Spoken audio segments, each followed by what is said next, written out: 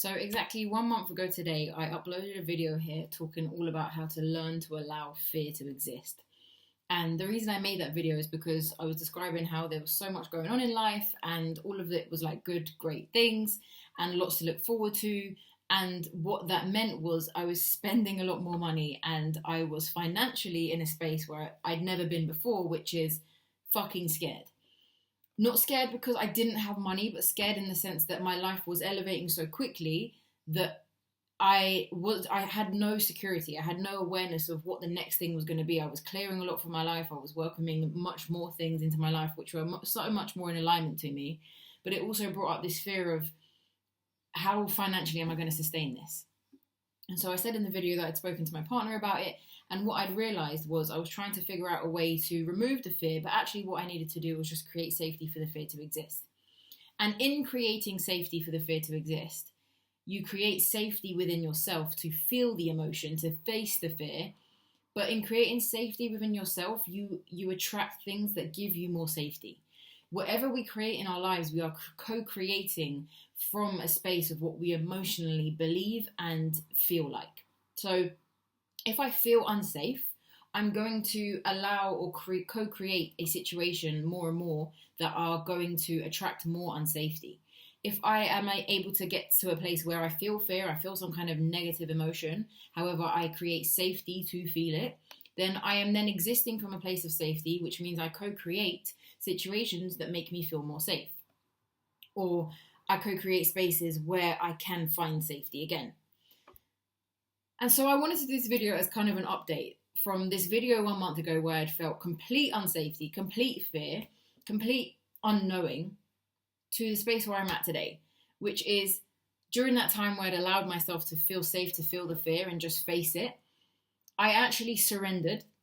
I surrendered to the bigger plan. I surrendered to not knowing what the answer was going to be. And I surrendered, and in that surrender, I found trust. Trust in, I don't know what. But at this point, I can only assume it was trust in the universe and the bigger plan and the divine plan that was already made for me. In finding trust in the divine plan, it's all played out beautifully.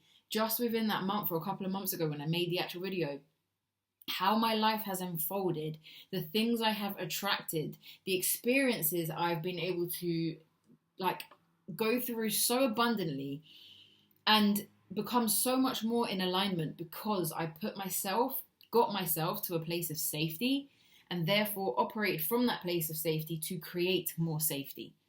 And so the things I was fearing in that video that I allowed myself to fear, but allowing yourself to feel the fear allows you to find the answers too, which is the trust and surrender in this case. In doing so, I've now attracted the circumstances, the support, the safety, and the systems that I need or needed at that time, but in a much more aligned and abundant way than I could ever have logically thought my way out of if I'd have tried to avoid that situation last time.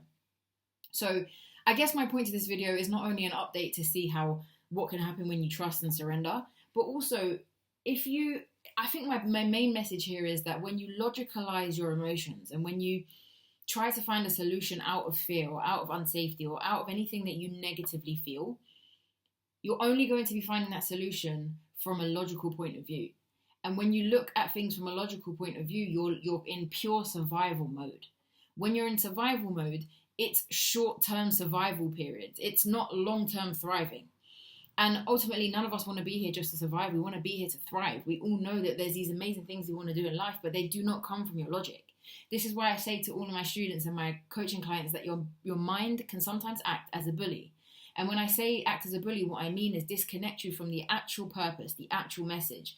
Because when you stay in your logic and you try to overthink things or you just inevitably overthink things, try and find a logical solution to a problem, when you stay in your logic, you're actually disconnecting from your emotions. And in other words, you're disconnecting from your body. Your body is where your emotions lie. And your emotions, when you create safety to feel them, you not only come out of the logic, but you go into the wisdom of the emotion. The emotion holds all the beliefs and all the core rooted experiences that have made you feel that thing in the first place. So by avoiding them and staying in your logic, you actually never find a long-term solution, which keeps you in survival mode.